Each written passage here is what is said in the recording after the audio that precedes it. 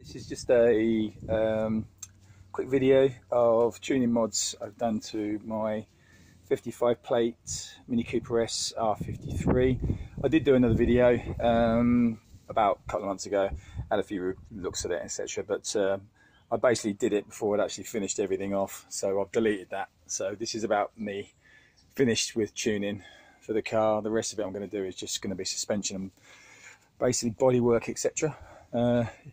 Even though it's in pretty good nick now, just want to do the wheels, etc. and so forth. Just want to do a little bit of say a few things about what I've had done to tune it up, whether I think it's worth it or not. If anybody else is thinking about tuning one, they've got one standard or whatever, and they're thinking what to do, this is just my take on what I think is worth it or not. Car's had the 17% pulley reduction on the supercharger. This is 170 horsepower from the factory, so I don't know what power it's actually making now with 100,000 miles on it, but it felt pretty good before it was tuned. But the 17% pulley reduction, probably the biggest bang for bucks that you can probably get, really, I would say. I've heard reports of 18 plus horsepower for doing it, and I wouldn't say that that's far off at all. It certainly makes a huge difference. All I can say from what I've read is if you are going to have that done, you do need to change the intercooler.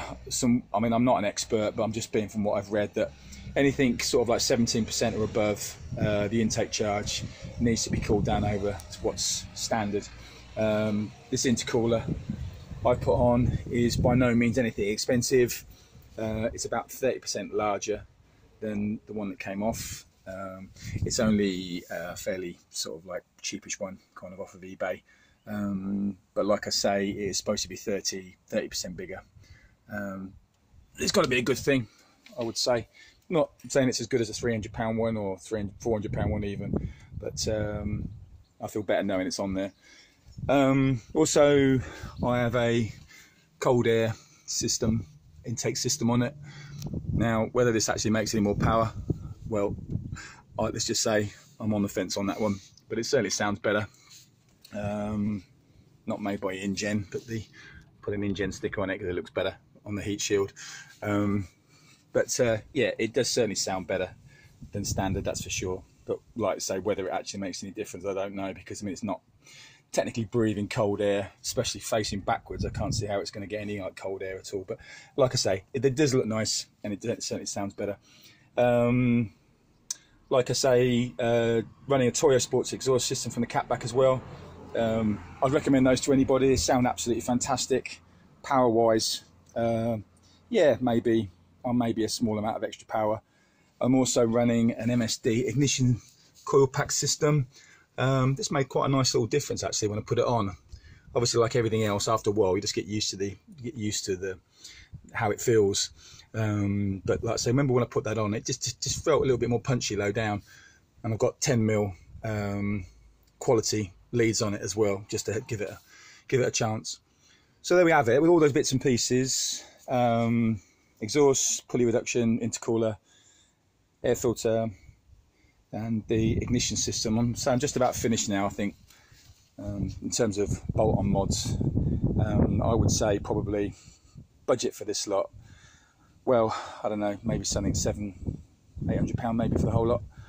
And I would say somewhere in the region of 25 to 30 horsepower over stock, around about 200 horsepower. I've been quoted that figure, a few people have said, so around about 200 horsepower.